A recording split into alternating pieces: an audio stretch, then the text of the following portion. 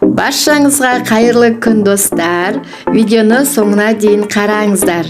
Қазіргі трендтегі бенто тортының жасалу жолымен бөлісемін. Жалпы бенто деген сөз бір порциялық тағам дегенді білдіреді. Бізге қажетті ингредиенттер: ұн, жұмыртқа, қант, сары май, сүт, бал, тұз және қопсытқыш. Ең алдымен ыдысымызға жұмыртқа салып, үстіне қант салып, миксерлеп, жақсылап араластырамыз.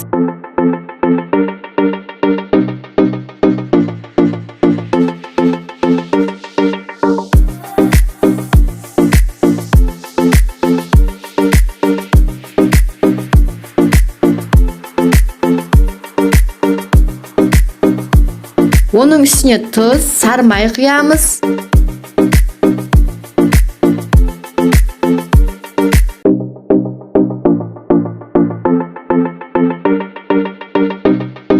Оның үстіне бал салып, барлығын жақсылап араластырып аламыз.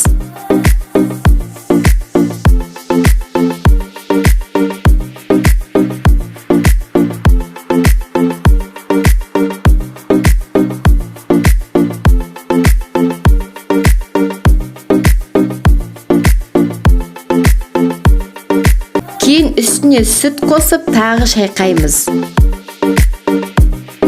Елікке ұн салып, үстіне қопсытқыш қосып араластырып, аз-аздан салып миксерлейміз.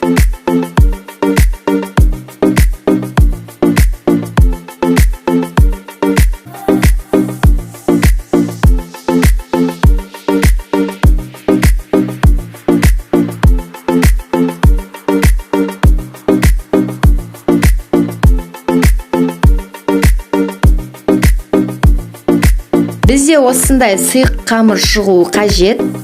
Енді противеннің үстіне пергамент қағазын төсеп, қамырымызды құйып жайып аламыз. Қызып тұрған пеште 180 градуста 15 минуттай пісіріп аламыз.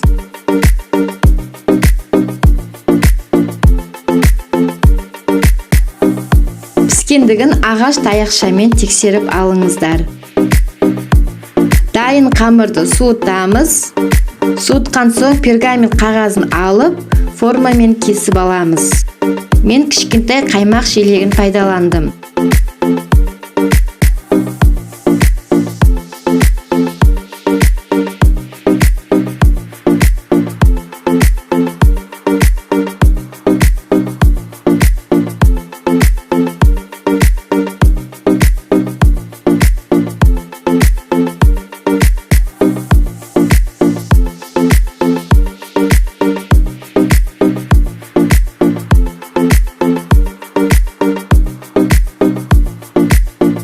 Енді кремін дайындаймыз. Ыдысымызға салқын кілегей құйып, кішкене қоюланғанша миксерлейміз.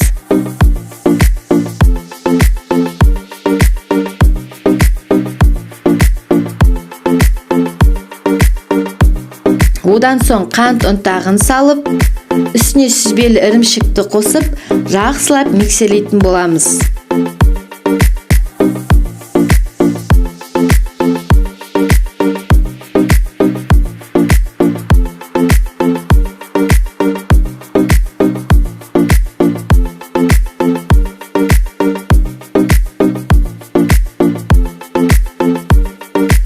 Енді достар, бенто тортымызды жинайық.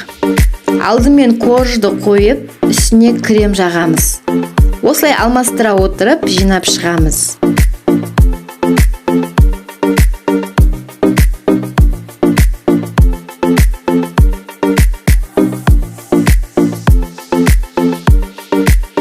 Дайын торттарымызды тоңазытқышқа салып қоямыз. Тортымызды әсемдеу үшін кремдерді бірнеше бөліктерге бөлемін. Әрқайсысына бірнеше түске бояймын. Менде осындай қызыл түс бар. Оны азғантай қосып, креммен араластырдым.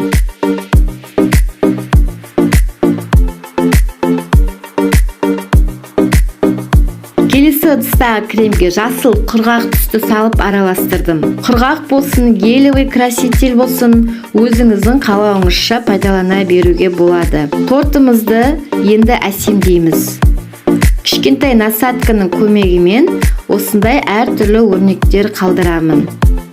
Достар, біздің бенто тортымыз өте керемет болып шықты, әдемі әрі дәмді. Жасап көруге кеңес беремін, жасалу жолы өте оңай.